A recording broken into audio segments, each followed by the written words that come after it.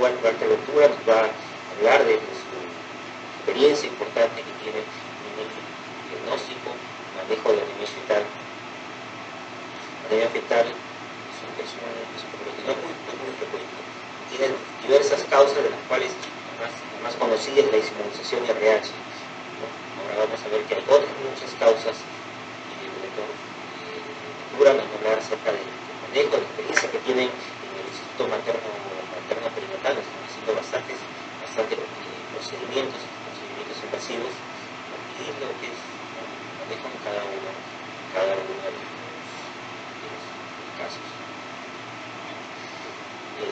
Bueno, después de esta introducción, me queda dejar la palabra al doctor Walter Ventura para que nos comparta con nosotros esta charla sobre anemia fetal, diagnóstico y manejo. Pido un fuerte aplauso para el doctor, por favor. Buenas noches. Gracias a la Junta Directiva de la Sociedad Peruana de Personas de Obstetricia y Ginecología por la invitación, en especial al doctor Roberto Vinagorta, amigo mío de hace muchos años. El concepto de anemia fetal es un concepto antiguo de medicina fetal, y es uno de los conceptos que mejor grafica lo que es la medicina fetal en estos momentos. Esta es una de las enfermedades que afecta al feto, pero que gracias al entendimiento de la enfermedad y a la consiguiente profilaxis y al atrevimiento de algunos científicos para intervenir y cambiar el rumbo de esta enfermedad, pues hoy se ha hecho una enfermedad rara. A tal punto, es tan raro, como decía también muy bien el doctor Roberto Vinagorta, que a tal punto que un residente promedio de ginecobstetricia termina su residencia a los 3 años y solamente habrá visto 2 o 3 casos de anemia fetal severa.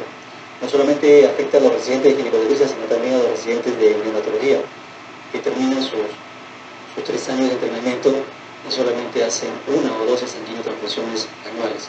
Entonces, gracias a, como decía, el avance científico, hoy por hoy es una enfermedad rara, es una enfermedad emblemática de la obstetricia, porque nos ha permitido luchar contra esta enfermedad y reducir la prevalencia y la mortalidad prenatal hasta más de un 90%. Entonces, la anemia fetal siempre es una condición final, y siempre tenemos que tener en cuenta qué otras condiciones o qué otras enfermedades o qué otros fenómenos fisiopatológicos llevan a un feto a presentar anemia fetal.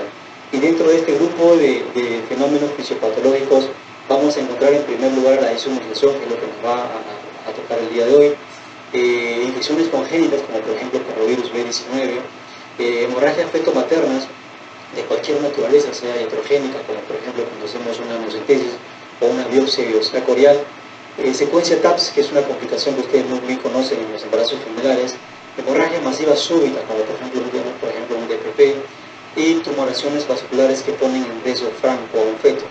Entonces, para empezar esta exposición, vamos a presentar un caso clínico reciente que tenemos actualmente en la maternidad. Es un caso que nosotros vimos aproximadamente a las 17 semanas, o sea, hace 4 semanas atrás. Vean ustedes que lo que encontramos es una tumoración a nivel del sacro, ¿cierto? Es una tumoración de componente sólido y componente quístico. Todavía no le pongan el nombre, pero lo importante es que es una tumoración que tiene una dependencia vascular proveniente de las arterias pélvicas inferiores, y que por supuesto es una tumoración que está sumamente vascularizada. Y miren ustedes que cuando este feto tenía 17 semanas y pesaba 250 gramos, esta tumoración tenía más o menos casi el 80% del tamaño de la cabeza fetal, o sea, representaba y tenía un volumen de masa de 40 centímetros cúbicos. Entonces esta es una enfermedad que decimos que es un teratoma sacrococcigio.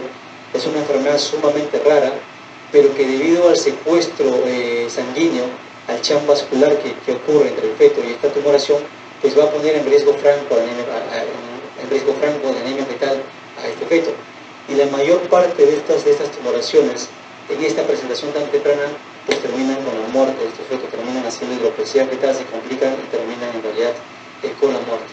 Entonces fíjense ustedes que 3 semanas después, a las 21 semanas, pues esta tumoración había crecido. Vean ustedes que ya está más grande que la cabeza. Vean ustedes que nos damos cuenta que el Doppler de la arteria cerebral media está aumentada, y por eso decimos que es un feto con anemia fetal. No solamente eso, sino que este feto empieza a hacer efusión pericárdica, que es una característica de los fetos que hacen anemia fetal. Es un corazón mucho más globuloso, Y vean ustedes que ya hay signos de insuficiencia cardíaca, porque vamos viendo acá una función de la onda E y la onda A. Y no solamente eso, si somos un poco más acuciosos, vamos a ver que este empieza a ser edema de tejidos blandos subcutáneos y también empieza a ser edema de placenta. Entonces es una enfermedad bastante agresiva, que cuando lo vemos a las 21 semanas, pues el pronóstico en realidad es malo. Entonces, ¿qué hacer frente a este feto que está haciendo anemia? Pues hay muchas posibilidades terapéuticas. La primera posibilidad que se planteó a la paciente fue hacer una cirugía intrauterina abierta para remover ese tumor y tratar de salvar la vida de ese bebé. Nosotros tenemos experiencia en cirugía abierta, hacemos cirugía de espino bífida, entonces sabemos cómo entrar al útero y sabemos cómo remover teóricamente esta tumoración. Pero el paciente denegó a esa intervención. Entonces lo que hicimos fue entrar el día de hoy, porque vean ustedes que para el día de hoy pasaron solamente alrededor de 5 días. Este feto se tornó mucho más congestionado. El edema había aumentado sustancialmente, la placenta se había vuelto más hidrópica y el feto, cuando ingresamos a hacer la transfusión intrauterina, pues tenía una hemoglobina de 8 y lo dejamos con una hemoglobina de 12. Entonces, a pesar de que hemos recuperado este feto en el sentido de la anemia fetal, pues tenemos todavía que esperar cómo responde este feto. Si este feto responde bien en una semana y este edema disminuye, pues lo que probablemente vamos a hacer va a ser la siguiente intervención, que es también probablemente una transfusión más una ablación láser de esta tumoración, que es un procedimiento de sumo riesgo porque el bebé se puede morir en esa operación. Entonces esto es lo que hicimos el día de hoy.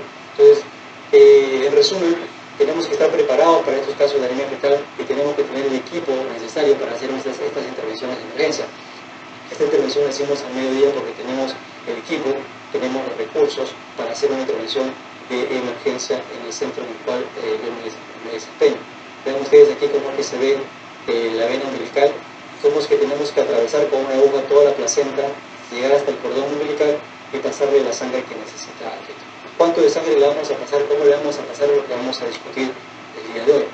Nosotros tenemos experiencia en teratomas sacrococcígeos porque nosotros publicamos por primera vez en el año 2016 un caso de manejo de un teratoma sacrococcígeo que se presentó a las 27 semanas, o sea, mucho más tardía que este caso, y que lo pudimos llevar a punta de transfusiones intrauterinas hasta la semana 33, en la que nació, se operó, el tumor fue removido y el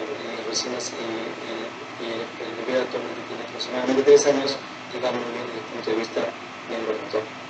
Entonces, ¿qué experiencia tenemos nosotros como equipo de manejo de anemia fetal?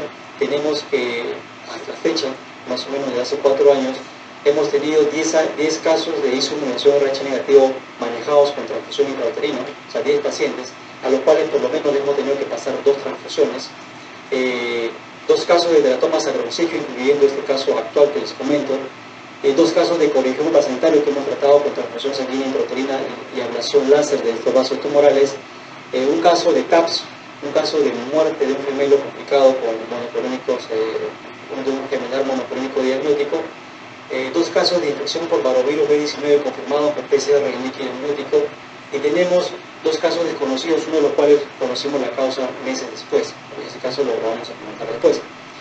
Entonces, vean ustedes que lo que nos va a ocupar el día de hoy es la inmunización. Este es un concepto muy sencillo de entender en realidad.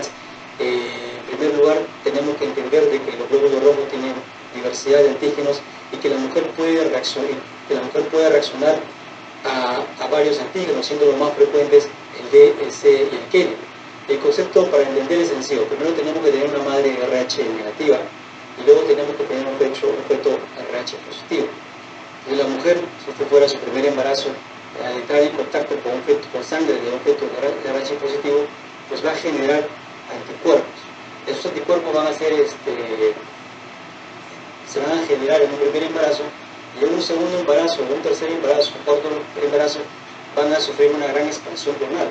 Y al sufrir esa expansión clonal van a ser mucho más agresivos, van a ser mayor en cantidad y van a atravesar la placenta del feto y van a producir hemólisis en los glóbulos rojos. Este es el concepto básico de una isomunización. Veamos lo que sucedía antes de la década de los 60. Imagínense ustedes, década de los 40, década de los 50, en la que las mujeres tenían más de 4 o 5 hijos, ¿no es cierto? Y donde la prevalencia de este factor RH negativo, sobre todo en pacientes de raza caucásica, era hasta de 15%. Entonces Entonces, esta era una condición que causaba gran mortalidad perinatal. Fíjense ustedes que la única forma de anticiparse, de saber si ese feto tenía o no anemia fetal, era a través de la introducción de la amniocentesis. Y la amniocentesis era un método, en realidad, de tamizaje, porque era un método de diagnóstico. Se introducía una aguja en el líquido amniótico y se veía cuánto de color tenía este líquido amniótico. Mientras más teñido sea ese líquido amniótico, quiere decir que ese feto estaba hemoglobinando más y por lo tanto estaba en franca anemia. Y si nosotros descubríamos un líquido amniótico tan teñido como una Coca-Cola, pues hacíamos el parto prematuro en ese momento.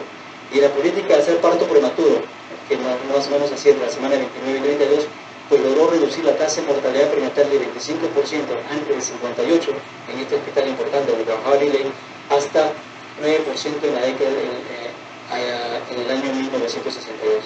Entonces esta era la primera intervención de tamizaje, de diagnóstico y de intervención para anemia fetal que teníamos antes de la década de los 60. Luego, el grupo del profesor Kiko Nicolás y el profesor Rode pues, empezaron a desarrollar el concepto de fetoscopía. Y cuando desarrollaban el concepto de fetoscopía decían, bueno, estamos viendo el cordón umbilical, ¿y por qué no pasar por otro lado una aguja y tomar una muestra del cordón umbilical y hacer el diagnóstico de anemia fetal? Y esa fue la primera forma que teníamos de hacer diagnóstico de anemia fetal. Hacíamos diagnóstico de anemia fetal a través de una cordocentesis guiada por una fetoscopía.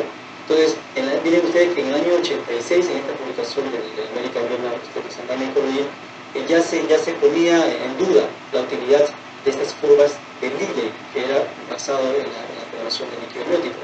Luego vinieron más trabajos. Este trabajo es un trabajo bastante importante en medicina fetal, que es el profesor Oetz, que es un trabajo aleatorizado, en el cual comparaba lo que ya se sabía en ese tiempo, que era la arteria cerebral media como método de tamizaje, versus la amniocentesis. Y vean ustedes que la sensibilidad y la especificidad de la medición de la arteria cerebral media para hacer diagnóstico de anemia fetal, pues era mucho mejor comparado con la amniocentesis. De tal forma que a partir de este año, de 2006, pues ya nadie más usa amniocentesis o curva de Liley para hacer diagnóstico de anemia fetal, y estamos en la era de la no invasividad y hacemos el uso del Doppler de la arteria cerebral media para hacer diagnóstico de anemia fetal. Entonces vamos a seguir con esto de anemia fetal basándonos en un caso. Este es un caso que nos tocó ver hace aproximadamente 4 años. Y vean ustedes, quiero que graben este caso, que tomen una foto porque es el caso que nos va a servir a lo largo de toda la exposición. Y esta es una paciente de 38 años de grupo B negativo. Su primer embarazo había sido 12 años antes que nosotros la veamos y había tenido recién nacido a término vivo de parto vaginal. Su segundo embarazo terminó en un aborto espontáneo de 8 semanas. Su tercer embarazo terminó en un vómito fetal de 24 semanas por insumunización. Y el cuarto embarazo, que era el embarazo actual, que era el embarazo que nos llegó, tenía 23 semanas y era referida a nuestro centro porque tenía un test de CUS positivo de 1,128 y una arteria cerebral media alterada. O sea, estábamos frente a un caso de anemia fetal severa franca, ¿no? Entonces teníamos que actuar. Entonces, vamos a hacer la primera pregunta para ustedes. ¿En qué momento, de forma rutinaria, pedimos títulos de anticuerpos atípicos? Eso lo hacen ustedes en su práctica diaria, que están frente a una paciente, ¿no es cierto? Cualquier raza o de cualquier condición, y ustedes solicitan títulos de anticuerpos atípicos. Eso lo hacen antes de la semana 11, entre la semana 11 y 14, a partir de la semana 16 o a partir de la semana 28. A ver, anticuerpos atípicos lo hacen a través de un test de CUMS. Entonces, toda mujer gestante que viene a ustedes tiene que tener una titulación de CUMS para saber si tiene o no tiene anticuerpos atípicos, porque eso nos va a servir, nos va a ayudar para el manejo después. Entonces eso normalmente lo hacemos en la primera consulta. Esa es una de lo que es la base de la pirámide, ¿no? Acuérdense que nosotros la idea es tamizar pacientes en el primer trimestre y luego referir a esas pacientes que están en riesgo a centros de mayor nivel o de mayor complejidad. Entonces, siempre no se olviden que hay que pedir títulos de anticuerpos atípicos a pacientes en el primer trimestre. ¿Desde qué semana el feto puede desarrollar anemia hemolítica? Porque este es un concepto también importante. Esto le va a decir a ustedes, bueno, yo puedo llevar a esta paciente puedo seguirla en mi centro o en mi hospital hasta esta semana. Y a partir de esta semana no, porque esta paciente tiene riesgo de hacer anemia hemolítica. Entonces, ¿desde qué semana el feto puede desarrollar anemia hemolítica? Antes de la semana 11, de la semana 11 a 14, a partir de la semana 16 o a partir de la semana 24. A ver. ¿Alguna idea de parte de ustedes?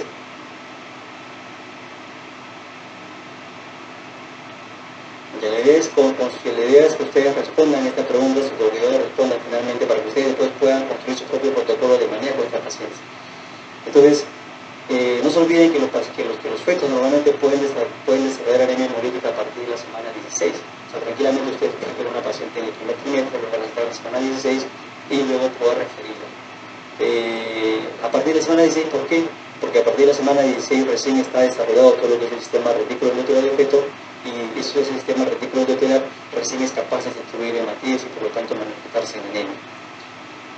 A esta paciente que hemos presentado al inicio, ¿cuándo le ofrecemos el anti-D? A la paciente que acabamos de mencionar, la paciente que tiene riesgo, que tiene un vómito fetal y que te está viniendo ahora por anemia fetal. A la semana 28, antes de las 72 horas, inmediatamente, o no le ofrecemos nada a esta paciente. A ver. Entonces no se olviden que estamos en el caso de la paciente que hemos mencionado, y esta paciente que hemos mencionado habíamos dicho que ya tiene anticuerpos positivos.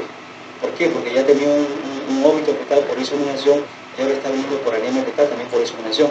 Entonces a estas pacientes que se presentan así como estamos presentando, pues no hay que perder el tiempo, ni tampoco hay que perder dinero, y no hay que administrarle absolutamente nada porque no requieren inmunoprofilaxis, ¿correcto? Entonces, como mensaje, si ustedes tienen una paciente en riesgo, pero que hace lo primero que tiene que hacer es pedir el CUMS. Si el CUMS le sale positivo, ya no hay necesidad de hacerle ninguna inmunoprofilaxis, porque ya está inmunizada, y ese anti-D que le van a aplicar no sirve de nada. Acuérdense ustedes que la historia natural de la inmunización es más o menos así. No todas las pacientes inmunizadas hacen anemia. Aproximadamente el 16% se inmuniza durante el tercer trimestre, y más del 90% es un caso que se inmunizan durante el tercer trimestre, se inmunizan al momento del parto.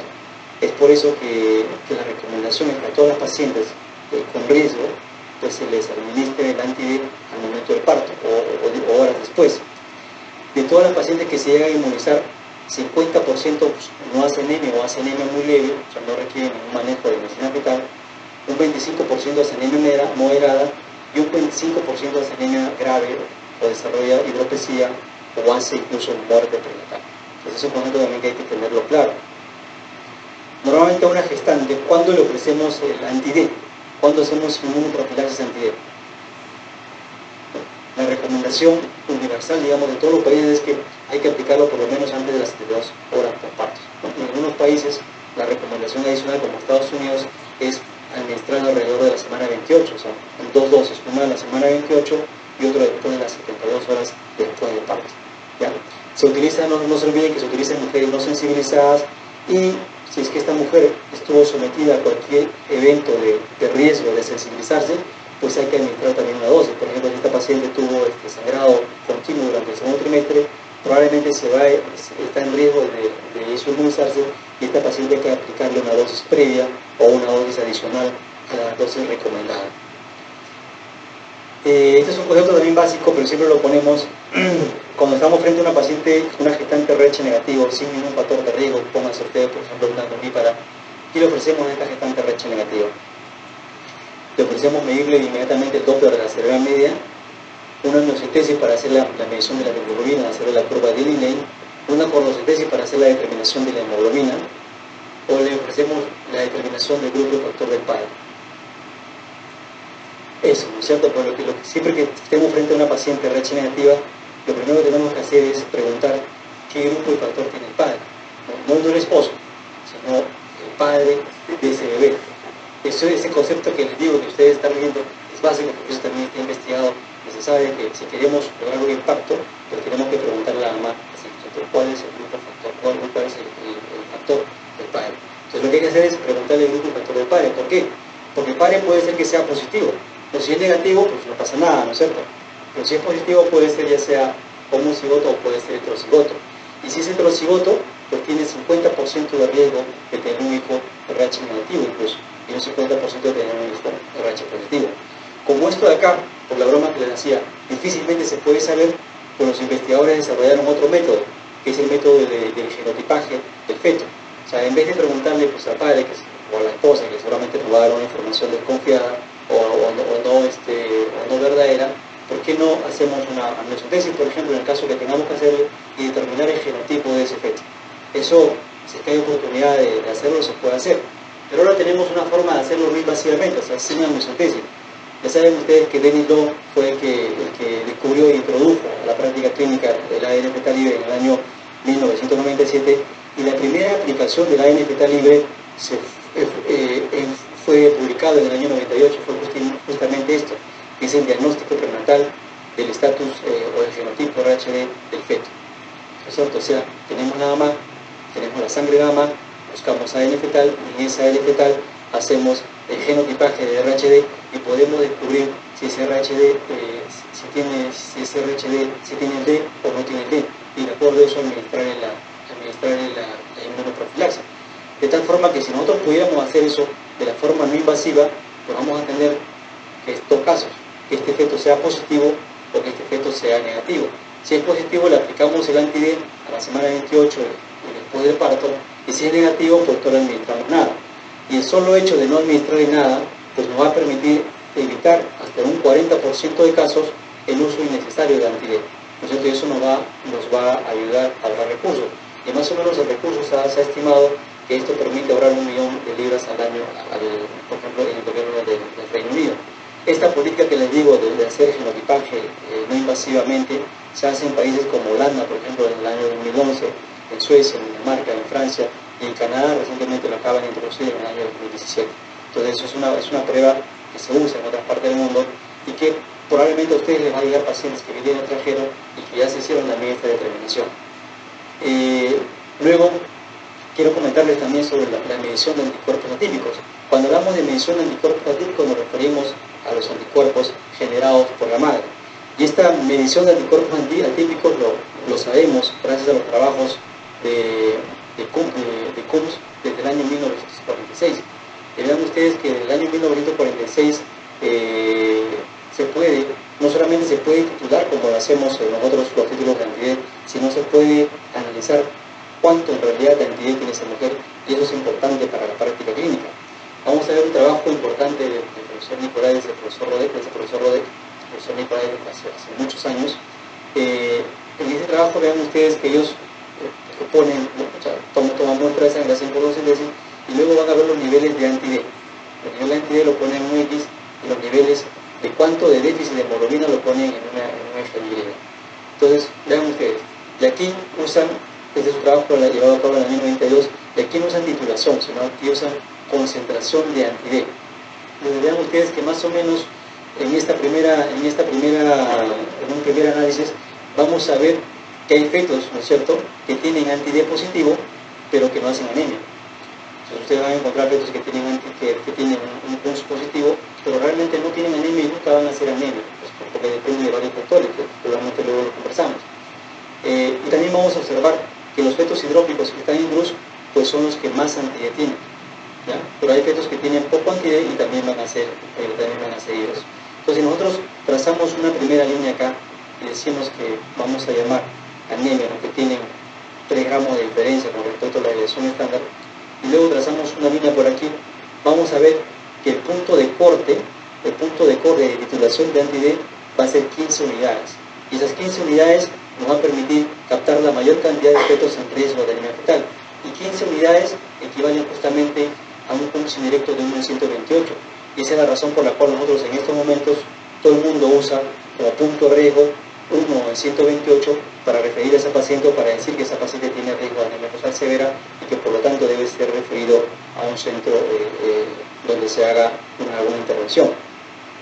Una vez que hemos determinado que esta paciente tiene un PUNS positivo, pues ¿qué sigue después de un PUNS? O sea, tenemos la paciente que le hemos hecho el PUNS, nos salió positivo, hemos cuantificado, nos sale 1,8, 1,16, tranquilamente lo podemos todavía tener en el centro, pero si nos sale 1 en 128, pues es sujeto en franco riesgo de anemia fetal severa y debe ser referido inmediatamente a un centro de mayor complejidad.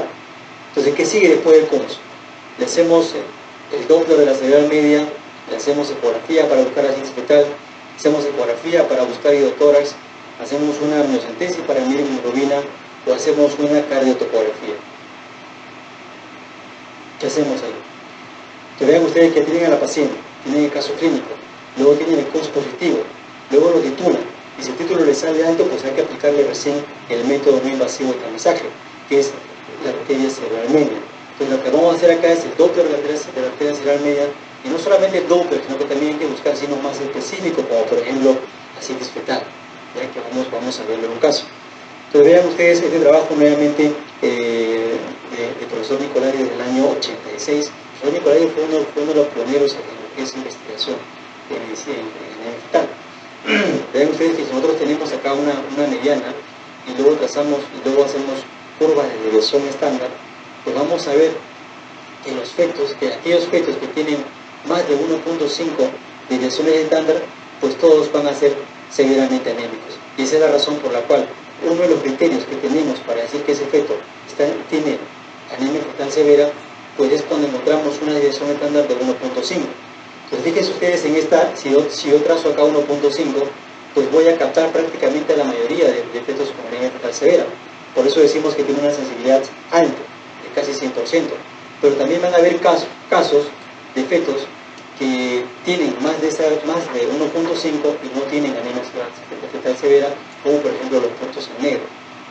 Luego también tenemos otro trabajo, que es el trabajo de Giancarlo Marín, que es el trabajo tal vez más conocido porque es el trabajo que más se expuso en las últimas décadas. Y vamos a analizar un poco ese trabajo de Giancarlo Marín. Giancarlo Marín, igual, ¿no es cierto?, cuando se tesis, toma y hace el dosaje de hemoglobina y luego traza una curva, vean ustedes, de 1.5 múltiplos de la media. Y a todos los que están por encima de 1.5 múltiplos de la media, le dice que tienen anemia fetal severa. Entonces, ni un caso de anemia fetal severa se le escapa, por eso se dice que tiene una sensibilidad de 100%. Sin embargo, van a haber fetos normales, con hemoglobina normal, que le sale por encima del 1.5 y en realidad no tienen anemia fetal. Y esos son los casos de falsos positivos, son 12% casi de falsos positivos. Entonces vean ustedes que estamos frente a un método sumamente sensible, pero que es poco específico, porque es una tasa de falsos positivos de 12%. Y si consideramos en este momento la anemia fetal como un evento raro, pues vamos a tener mucho más falsos positivos que diagnósticos reales en anemia fetal. Entonces acá viene un mensaje más. Entonces, como es un evento raro, no podemos empezar a buscar fetos supuestamente anémicos a través de la aplicación de la arteria cerebral media a todos los pacientes. Lo que tenemos que hacer es primero tener el caso, o sea, el paciente de riesgo, el feto de riesgo, y luego aplicarle el método. Y si el método nos sale positivo supuestamente, pues estamos frente a un caso de probable anemia fetal severa. Pero no al revés. No al revés, porque está pasando que encuentra una mamá sin riesgo, sin historia de nada, un feto sin riesgo, le miden la arteria cerebral media porque es bonito medir la arteria cerebral media, le ponen el IP y luego le buscan en la velocidad histórica y le sale aumentado, y ustedes hacen la deducción que ese feto tiene anemia. Y lo que hacen es la operan pensando que tiene anemia y luego tienen un feto prematuro iatrogénico con un nivel de hemoglobina normal y está polisistémico. Entonces no hay que hacerlo al revés. O sea, no nos han enseñado a hacer la cosa al revés. Primero tenemos que tener la historia clínica en la mamá, la historia clínica en el feto, y después recién aplicarle el método no invasivo que tenemos. ¿Y por qué?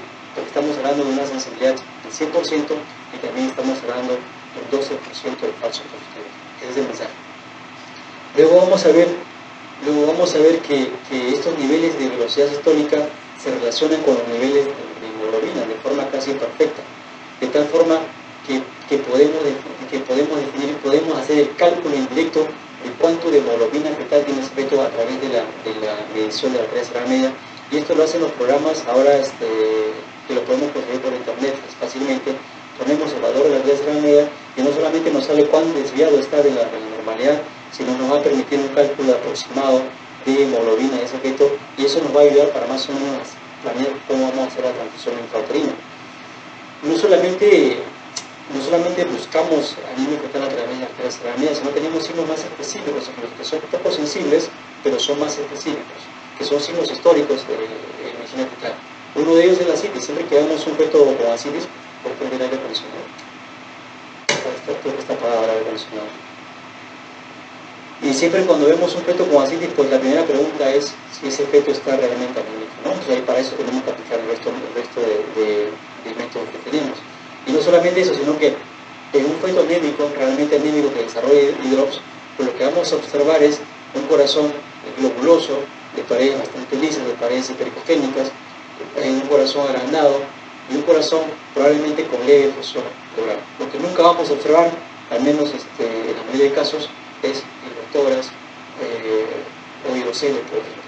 Entonces, siempre los fetos que hacen anemia fetal severa hacen ascitis fetal, hacen este signo del corazón que les estoy describiendo, y ya en forma tardía hacen edema subcutáneo. Y vean ustedes que nosotros podemos más o menos calcular, si vemos un feto hidrópico, cuánto de hemoglobina tiene. Y vean en esta gráfica que todos los fetos que hacen hidro tienen hemoglobina por debajo de 7 gramos por decilitro.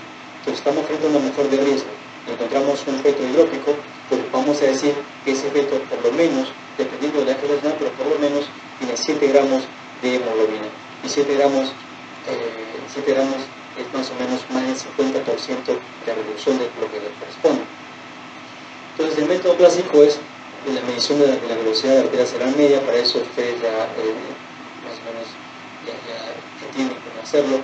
Pues hacemos una búsqueda del diámetro biparital y luego hacemos un corte más abajo, nos vamos hacia la base del cráneo y luego buscamos el polígono de Willis.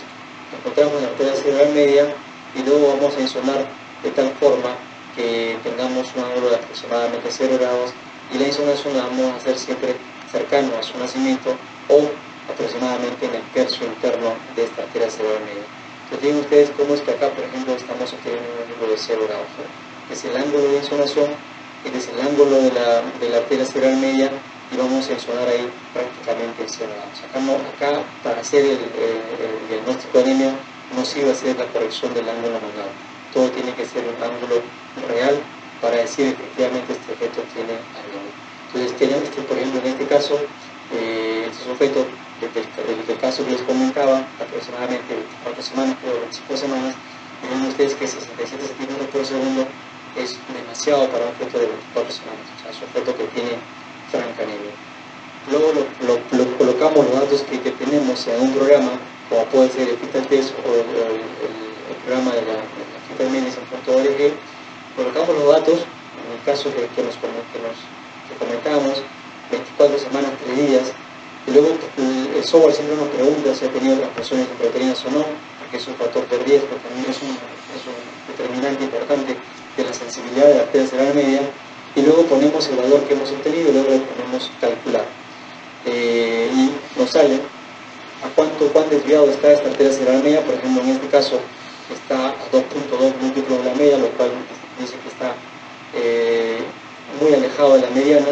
El grado de anemia nos lo califica como severo y nos arroja un cálculo de hemoglobina estimado de más o menos 3.8 gramos por decilitro, que era el caso que estábamos comentando.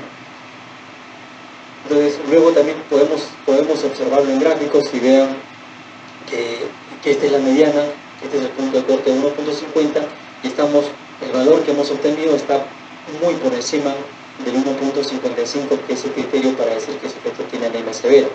Y no solamente eso, como les decía, nos da el cálculo de hemoglobina y lo grafica. Si esta es la mediana y nos dice que eso está muy alejado de la mediana, nos dice que estamos también muy alejados de 0.55 múltiplos de la media, que es un punto de corte para decir que estamos frente a un feto con anemia severa. Entonces, una vez que hemos definido que se trata de una anemia fetal severa, pues hacemos el tratamiento, ¿no? Porque así como un adulto tiene riesgo de morir por una anemia muy severa, pues el feto también tiene riesgo de morir.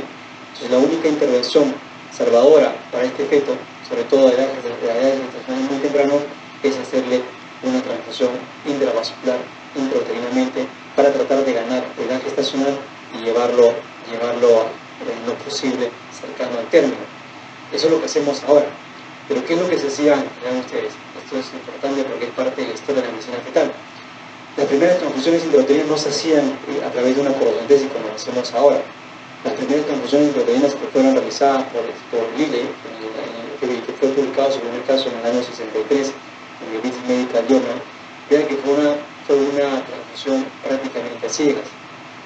Lo que hizo fue tener el caso, a sospecha de un caso con anemia fetal severa, este de William Lilly, y hizo una amniocentesis, determinó que había bilirrubina aumentada en ese líquido amniótico, luego introdujo una sustancia de contraste y esperó unas 2 horas a que ese feto trague esa sustancia de contraste.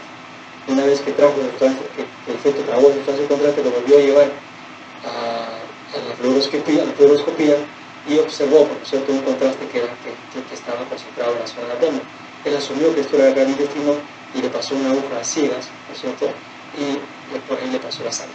Las primeras transfusiones que se hicieron fueron transfusiones intraperitoneales, que las primeras que se hicieron pues, fueron con mucha mortalidad, pero las sucesivas que se hicieron en realidad fueron bastante salvadoras. Fue la primera forma de tratar a un feto con anemia fetal. Y luego hubieron intentos más cruentos. Vincent Freda estuvo al otro lado del mundo, estuvo en Estados Unidos, en la Universidad de Columbia. Vean ustedes que para la década de 64, Vincent Freda pues dijo, nuestros fetos, estos pacientes están muriendo, los fetos están muriendo, entonces lo que vamos a hacer es pasarle sangre intraútero. Vamos a hacer una transfusión intrauterinamente de la misma forma que se hace a un recién nacido. Vamos a hacerle una cesárea, vamos a hacer una histerectomía y vamos a buscar la primera parte que se ofrece el brazo, se ofrece la pierna, como en este caso, pues, se ofrece la pierna, esterilizamos la pierna, catalizamos la arteria femoral y por ahí le vamos a pasar sangre. Entonces fueron los primeros intentos salvadores de manejo de anemia fetal. Lógicamente que estos casos solamente hizo alrededor de 4 casos, solamente de los casos reportados en la literatura, los 3 primeros fallecieron, solamente uno logró sobrevivir. Es un tratamiento que para esta década fue salvadora, fue de rescate, pero fue el concepto que después abrió a lo que es cirugía fetal abierta. Y luego vino el grupo de profesor Rodríguez y de profesor Nicolaides, en la que, como le decía, hacían ya la transfusión intravascular. Primero lo hacían guiado por fetoscopía y luego, debido a la gran habilidad de esta dupla en el manejo del niño, en el manejo de la aguja, pues lo empezaron a hacer guiado por ecografía. Y vean ustedes que cuando nosotros hacemos una transfusión, cuando nosotros entramos a hacer una transfusión, pues vamos a buscar la vena umbilical de ese feto y por ahí le vamos a pasar la sangre que hemos determinado pasar. Pero si por algún motivo ese cordón umbilical no es accesible porque tenemos que buscar parte de esa vena umbilical de repente dentro del feto, o sea, buscar la vena intraabdominal, umbilical intraabdominal. Y si por alguna razón no podemos encontrar la vena umbilical por la accesibilidad, por la gravedad del caso o porque de repente estamos en una intervención, pues podemos pasarle sangre directamente a través de una punción cardíaca. Eso solamente lo hemos hecho una vez, ¿no? En una asociación de rescate. Normalmente siempre somos capaces de acceder a una vena umbilical, al menos en el caso que nos ha tocado, y en casos de edad temprana, muy prematura, sobre todo antes de 20 semanas, podríamos hacer una transfusión intraperitoneal. Entonces ese es más o menos el manejo. Lógicamente que estos manejos pues, son de riesgo, ¿no es cierto? Son de riesgo, porque normalmente lo que hacemos cuando hacemos una punción en una vena, pues retiramos la aguja y luego le ponemos un algodón y le decimos a la paciente que haga presión, ¿no es cierto? Unos 2 o 5 minutos. Pero aquí una vez que retiramos la aguja, pues ¿quién va a hacer presión? Nadie va a hacer presión, entonces va a haber un riesgo de sangrado. Entonces las complicaciones que tenemos son complicaciones que hay que tenerlas presentes y que el paciente tiene que conocerlo, como por ejemplo el taponamiento del cordón. El corazón se puede taponar por un émbolo, puede haber espasmo arterial, llevar a una bradicardia severa y muerte del feto. Cuando hacemos esto en una paciente inmunizada, lo más probable es que esa paciente termine más sensibilizada, porque es un procedimiento cruento. Y por supuesto tenemos un riesgo de parto prematuro. A pesar de estas complicaciones, vean ustedes que la tasa de sobrevida, gracias a la transfusión sanguínea intravascular, pues ha disminuido dramáticamente la mortalidad perinatal y sobre todo intrauterina. Vean ustedes en la década de los 70 en el sur, cuántos fetos se morían.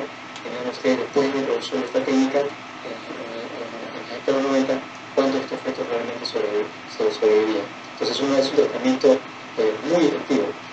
Más o menos se reporta un éxito de 85%. Y si el feto no tiene hidrops, el éxito es 90%. Si el feto tiene hidrops, el éxito es más o menos 70%. O sea, si cogemos a un feto hidrópico y le confundimos, pues tenemos más riesgo de fallar que si no estuviera hidrópico. Por eso hay que hacer la referencia oportuna y no llegar a este estado de hidropesía fetal. ¿Qué es lo que le vamos a pasar al feto una vez que hemos determinado que vamos a hacer la transfusión? Pues preparamos un paquete globular concentrado, leucodepletado, irradiado, de baja viscosidad, sometida a pruebas cruzadas, siempre que lo vamos a pasar a través de las mamás. Esto acá es bien complicado hacerlo en el país, no me voy a pensar que es sencillo. El banco de sangre es un sistema, es todo un sistema en Perú que no está bien desarrollado. Entonces hacer transfusión en un neonato es sumamente complicado. Imagínense ahora hacer transfusión con esa sangre que contamos en un feto intrauterinamente, es sumamente complicado. Nosotros hemos más o menos diseñado sistemas de cómo poder conseguir esta sangre. Y una de las cosas más complicadas que tenemos es justamente conseguir la sangre, porque como tenemos pocas mujeres de RH negativo, tenemos pocos donadores en realidad. Y a veces nos prestamos sangre de otras clínicas y podemos llevarle la sangre al hospital y poder hacer la transfusión. Luego, calculamos el volumen a transfundir, la velocidad de transfusión más o menos de 5 a 10 mililitros por minuto. Normalmente no recomendamos hacer una transfusión más allá de la semana 35.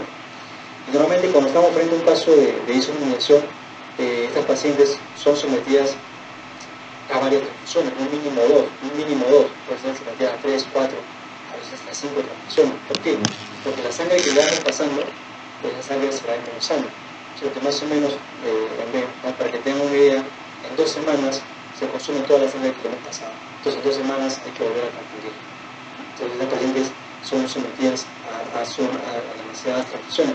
Vean ustedes esta paciente que mencionábamos, ya tiene 25 semanas, 3 días, feto estaba hidrópico.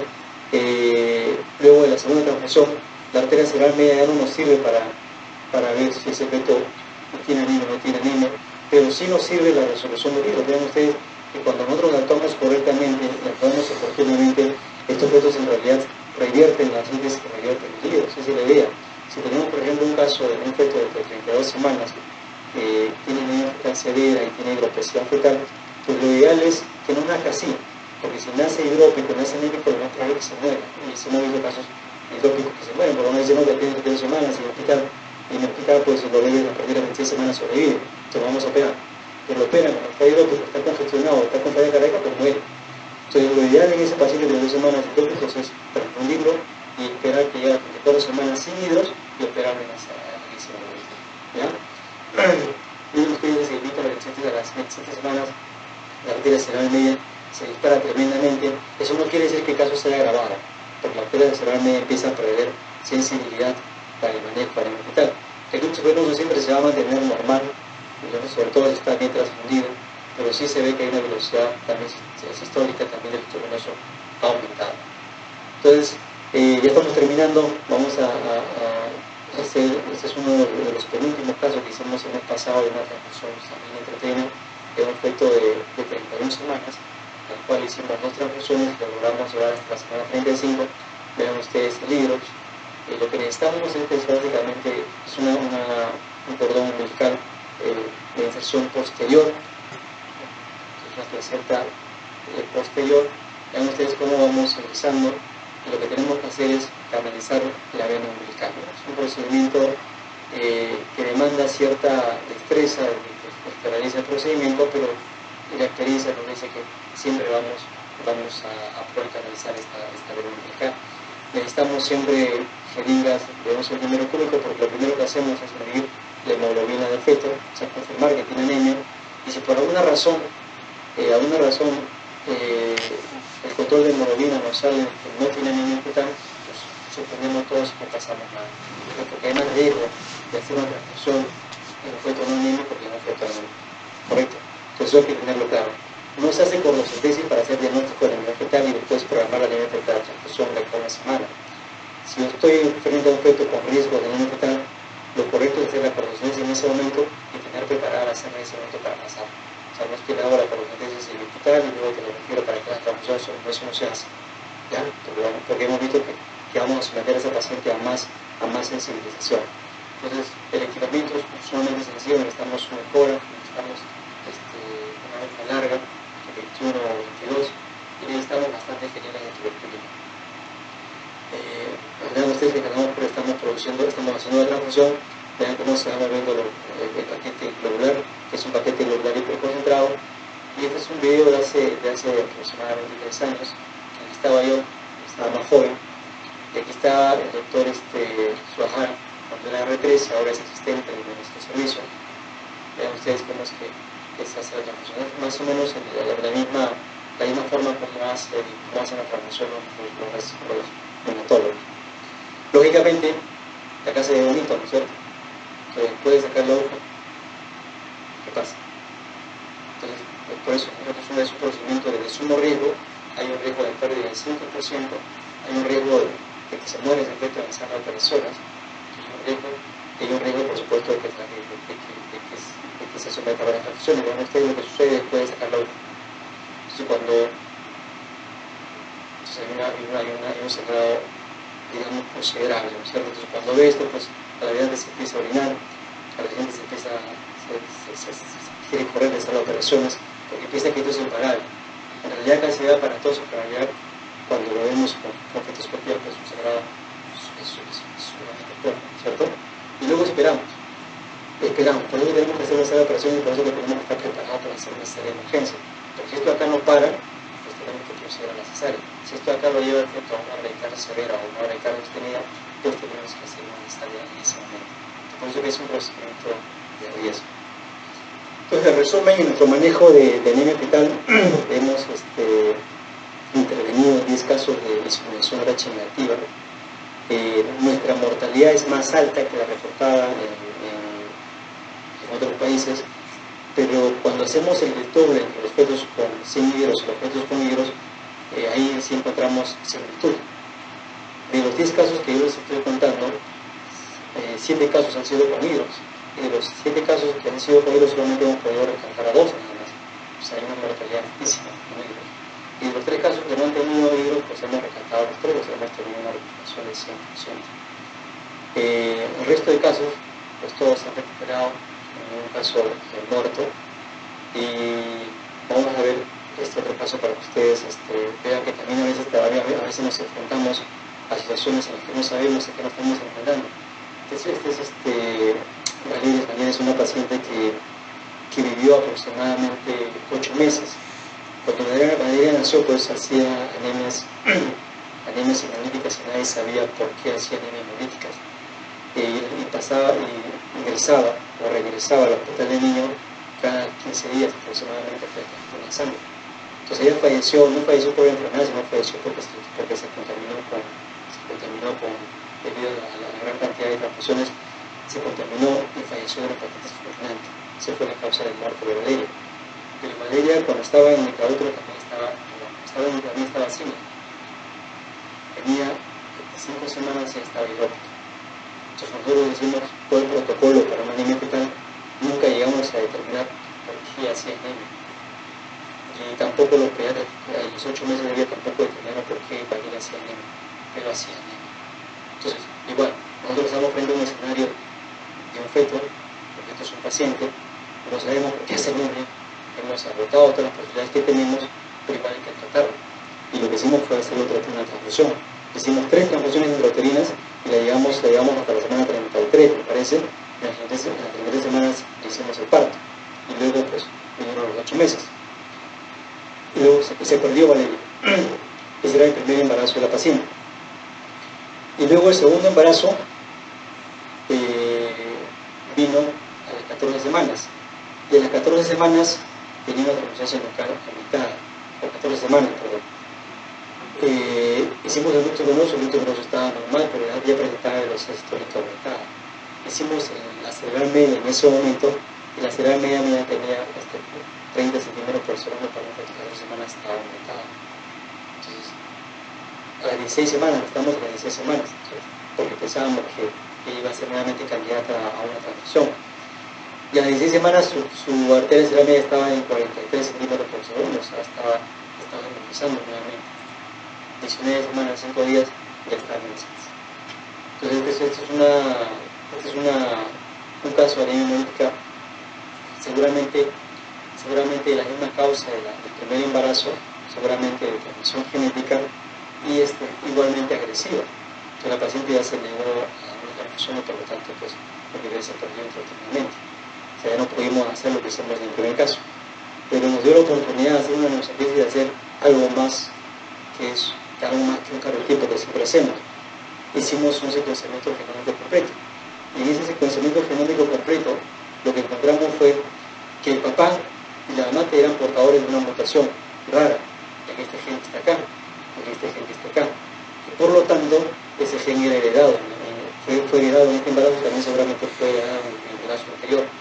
El diagnóstico final que se hizo en base a la síntesis genética fue que se trataba de una deshidratropoiesis congénita tipo 2, que es una enfermedad que ocurre más o menos en un millón, es una enfermedad sumamente rara, es una enfermedad genética rara, y que incluso los pediatras no habían dado con el diagnóstico a los 8 meses de vida de ese primer embarazo. Entonces, para que vean que también tenemos causas de anemia desconocida, pero el manejo es igual. Cualquier efecto que está en anemia, pues hay que salvarlo, y si tenemos nuestra posibilidad de pasar de sangre, pues le pasamos sangre. Entonces, con eso estamos terminando, estamos abiertos a las preguntas. Los mensajes que dejamos es que la insomniación es un evento en este momento frecuentes, ¿no? Por eso que les he puesto la exposición en una forma bastante básica para que se lleven ustedes los conceptos claros. La transfusión sanguínea intravascular es una alternativa terapéutica, pero que debe ser reservada para los casos graves porque tiene complicaciones, como hemos dicho. Y sería importante conocer la prevalencia de mujeres en edad de reaccionativos, no lo sabemos, pero seguramente es menos del 2% en el país, ¿no? Gracias a Dios. Pero si fuera más, sería más este caso, ¿no? Y también sería importante conocer la prevalencia de inmunización en las restantes. Bueno, estamos abiertos a las